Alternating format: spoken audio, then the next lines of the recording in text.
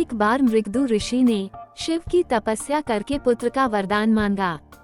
शिव प्रकट हुए और पूछने लगे, तुम अधिक आयु वाला साधारण पुत्र चाहते हो अथवा मात्र 16 वर्ष की आयु वाला बुद्धिमान और तेजस्वी पुत्र चाहते हो? मृगदु ने सोचा, अगर मैं बुद्धिमान पुत्र मांगता हूँ तो वह 16 वर्ष की उम्र में ही मर जाएगा, लेकिन अगर मैं अधिक आयु वाला पुत्र मांगता हूँ तो वह बुद्धिमान नहीं होगा। उन्होंने बुद्धिमान पुत्र मांगा। कुछ ही दिनों में उनकी पत्नी ने एक पुत्र को जन्म दिया जिसका नाम उन्होंने मार्कंडेय रखा। वह बहुत सुंदर, बुद्धिमान, दयालु और सभी गुणों से परिपूर्ण था।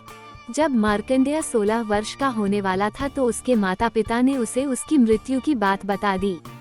मार्कंडेय कहने लगा, मैं नहीं मरूंगा, मैं शिव की पूजा करूंगा। उसने हर दिन शिव की पूजा करनी शुरू कर दी।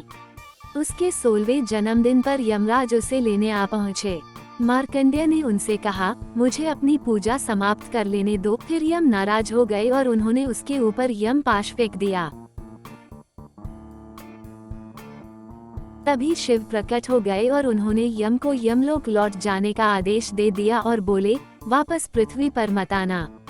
तब यम तो चले गए, पर उसके बाद से पृथ्वी पर किसी की मृत्यु नहीं हुई। पृथ्वी पर आबादी बहुत बढ़ गई। देवी पृथ्वी शिव के पास गई और कहने लगी, मैं इतना भार नहीं उठा सकती, कृपया यमराज को पृथ्वी पर भेजिए। जब शिव ने इनकार किया तो वह सहायता के लिए पार्वती के पास पहुंची।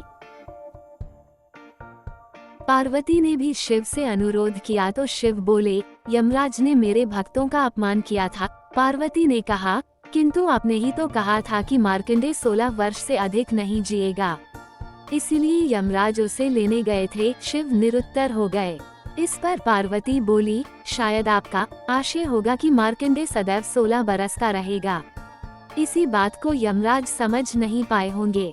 शिव तुरंत प्रसन्न होकर बोले, बिल्कुल यही बात थी। उन्होंने तुरंत यमराज को पृथ्वी पर जाने की अनुमति दे दी और मार्कंडेय सदैव 16 वर्ष का ही रहा। और इससे उसका वरदान एक अनोखा वरदान बन गया।